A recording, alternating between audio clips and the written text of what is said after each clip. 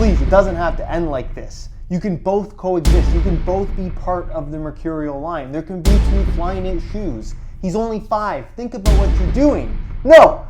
No! No! What's going on, guys? Josh from soccerreviewsforyou.com bringing you a video today to explain why I think Nike is going to kill the Mercurial Superfly because of one shoe, and that is the Mercurial Vapor Flyknit Ultra. Let me explain. Also, guys, if you enjoy these theory videos on the channel and perhaps want to see more, be sure to support the video with a like, and if you're new to the channel, don't forget to hit that subscribe button. So how is the Flyknit Ultra going to kill the Superfly 5? Well, let's clear up a few things about the Flyknit Ultra in the first place, because people seem to be confused. This is a limited edition standalone one-off release. It's not currently part of the Mercurial line. It's 2,500 pairs released, and that's it. Once they're sold out, they're sold out. There's no word that there's going to be future limited edition releases of the same shoe in different colorways. None of that is clear at this point, and honestly, I would doubt that we will see future releases of this shoe. This is not replacing the Vapor or the Superfly in Nike's current lineup. As far as everything is concerned, that stays the same for future colorways until the Vapor 12 or the Superfly 6 comes out. But like I said, I don't think the Superfly 6 is coming. So again, limited edition release has nothing to do with Nike's current lineup of Mercurials. So if this shoe has nothing to do with the current Mercurial lineup, why would it jeopardize future Mercurial models like the Vapor 12 or the Superfly 6, hypothetically, if those are coming? Well, there is one specific word in the name of this shoe that gives us a hint at Nike's future plans for the Mercurial line. So obviously, I talked about in an earlier video that there was potential for a low-cut Superfly to release because they started specifying the DF label on the box, something they had never done before. And obviously Nike has seen some success releasing a low-cut and a mid-cut version of the Superfly 5. Well, this does have, to a certain extent, an upper that is similar to what you would get on a Superfly 5, but it also has some pretty interesting modifications that make it quite a bit of a different experience overall. That aside, similarities to the Superfly aside, the name is what counts here. And what did they call this shoe? Obviously everyone knows Flyknit Ultra. It's written right there on the shoe. It has the Mercurial branding on the back. That's obviously important to note as well. It does, of course, have the Mercurial sole plate and stud pattern, the current one, but there's one word there: Nike Mercurial Vapor Flyknit Ultra. Why would they specify this as Vapor and not Superfly if it has more Superfly than it does Vapor? And the reason for that is because I think this shoe hints at the future of the Mercurial line, specifically the Vapor. And if the Vapor is going to be Flyknit, because I think that the next Mercurial will be an evolution of this particular shoe, if the Vapor is Flyknit, then the Superfly probably isn't going to exist. So why would Nike want to kill the Superfly and not the Vapor instead? The Superfly is, after all, the most expensive model in their current Mercurial lineup, and arguably the more popular of the two amongst, I guess, the average consumer. Most people would look at the Superfly and automatically assume that's the better shoe in comparison to the Vapor, even though that's not really the case at all. They're kind of just two different shoes. But let's consider the history here. The Nike Mercurial line is the longest going line from Nike at the moment. The Tiempo line's been around for a long time as well, but the Mercurial line has remained the most popular shoe line pretty much ever since it was first created. The Predators was definitely up there at a time, but this, I think, at one point did surpass the Predators and remains the most popular shoe line on the market right now. So obviously Nike has motivation to keep this one around. I don't see the Mercurial lines getting replaced anytime soon. I could be wrong, but I think this is a name that they want to stick with. It's very, very familiar. It's a very noteworthy name in the soccer cleat world, let's say. Now the Mercurial Vapor, that has been around since 2002. That's when we saw the initial release of the Mercurial Vapor 1. And when you think Mercurial, a lot of people, the first word they think is Vapor. It's a very good name for a shoe. It's very noteworthy. It's been around for a long time. They have a long history of Vapors. They're on the 11th model after all. So Superfly, let's think about that history. The Superfly 1 was first launched in 2009-ish or so, and that had a fairly controversial launch in that they didn't actually launch the launch colorway like they were supposed to because they had to rework the upper because they were breaking. It was a big drama, Didn't work out all that well. And honestly, it was not a very good shoe to wear. Very, very uncomfortable, super stiff, super rigid. That was followed by the Superfly 2 and 3, which were almost the exact same shoe. And again, very uncomfortable, super, super rigid, and extremely expensive. The Superfly was always more expensive than the Vapor. Then after Superfly 3, it went away for a couple of years until it was relaunched with the Superfly 4, which was obviously the second, one of the first, you could say, mid-cut Flyknit models from Nike. So the Superfly 4 really did launch a revolution for the brand. It really changed how soccer cleats would be made after that, not just in terms of Nike themselves, but other brands as well. It's had a big influence on the current soccer cleat landscape, and obviously we now have the evolution of that shoe in the form of the Superfly 5. But what is still a constant here? The Superfly is far more expensive than what we have with the Vapor. The reason why price is important is because of the Flyknit Ultra, the Mercurial Vapor Flyknit Ultra. What's the retail price on this shoe? $250.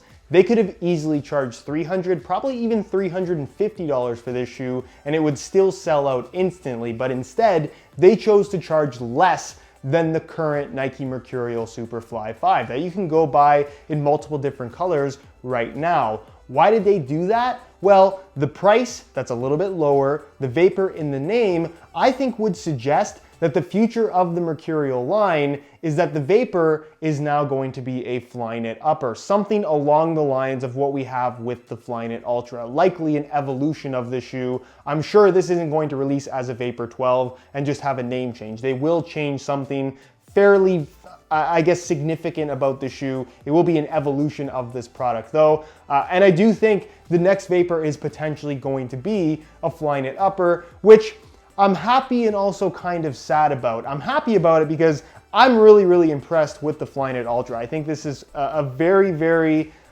really crazy technical achievement in terms of just modern soccer cleats and how a knitted upper can actually be. I think this is their best Flyknit upper to date. And honestly, I really, really like the way this feels. In comparison to the current Vapor 11 and the current Superfly 5, I like this the best. So in that regard, I am excited for the future of the Mercurial Vapor if it does end up being Flyknit. The sad part about it is that the Mercurial line, specifically the Vapor model, has always been a very thin synthetic material, specifically Teijin synthetic. From Vapor 3 all the way to Vapor 11, while the materials have definitely changed over the years in terms of thicknesses and textures and feel to a certain extent, it's always been Teijin synthetic for years now. So for the fact that they're going to stray away from that is going to make the Vapor feel a lot different. It's not gonna have the same familiarity that we've had from Vapor 3 to Vapor 11. And that's not to say that there hasn't been major differences and major changes to the designs over the years, because that has definitely been the case.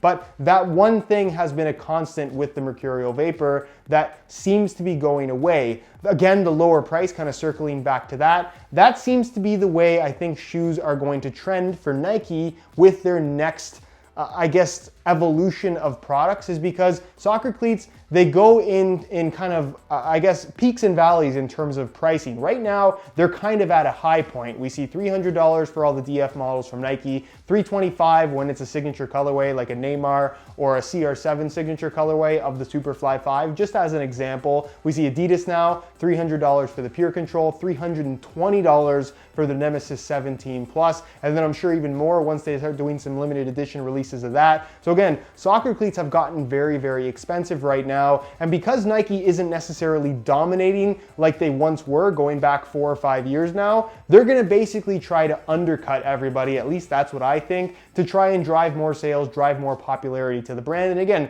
try to regain that lead in terms of overall popularity. So again, the cheaper price, the fact that Vapor is in the name, and the fact that this is a Flyknit upper leads me to believe that they wouldn't have a Flyknit Vapor and a Flyknit Superfly. There is that potential that maybe the low cut will be a Vapor and the mid cut will be a Superfly, kind of like the Phantom 3 Low and Phantom 3 DF situation right now, but obviously with 2 different names and 2 different price points. But like I said, based on what I just explained, I really do think that the next Vapor 12 will be an evolution of this shoe with a Flyknit upper, and therefore we probably won't see a Superfly 6.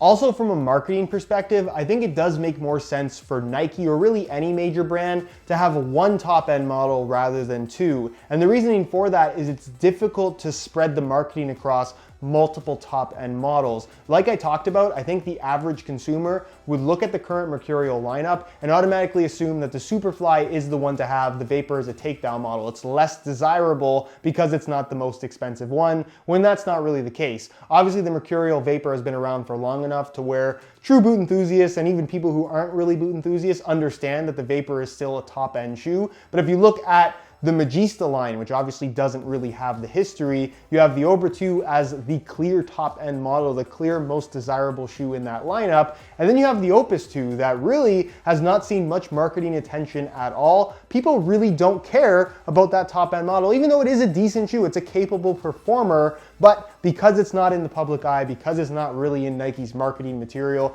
nearly as much as the Obra 2 is, people just don't want to buy it. So the fact that they would be trying to keep the Vapor as the flagship in the Mercurial line rather than having a Vapor and a Superfly makes a little bit of sense to me as to why they might want to kill the Superfly 5 name. Or not the Superfly 5, Superfly 6.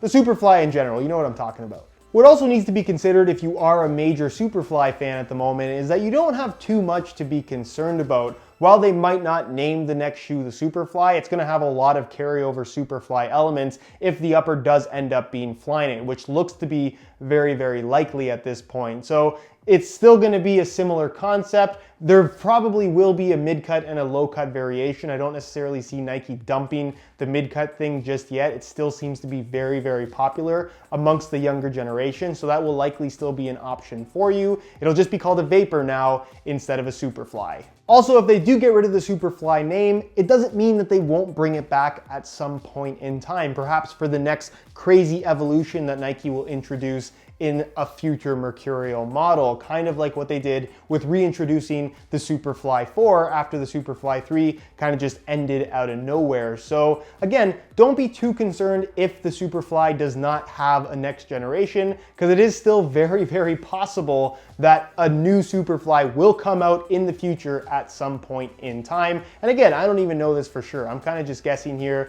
but I think there's a lot of points in my theory that would lead more so towards the Superfly being discontinued rather than a Superfly 6 being in the works, at least right now. Anyways, guys, that's my theory. Let me know if you agree or disagree with me. Is there any other points that I missed, did not talk about in the video? Let me know down below in the comments. And of course, as always, if you have any questions for me in regards to what I discussed in this video, leave them down below in the comments and I definitely will get an answer out to you. If you enjoyed today's video, found it helpful and informative, be sure to support it with a like. Subscribe if you haven't already for daily videos on all the latest and greatest soccer gear. You can find all of my social media information linked down below in the description as well. And other than that, guys, hope you enjoyed today's video. And as always, thanks for watching.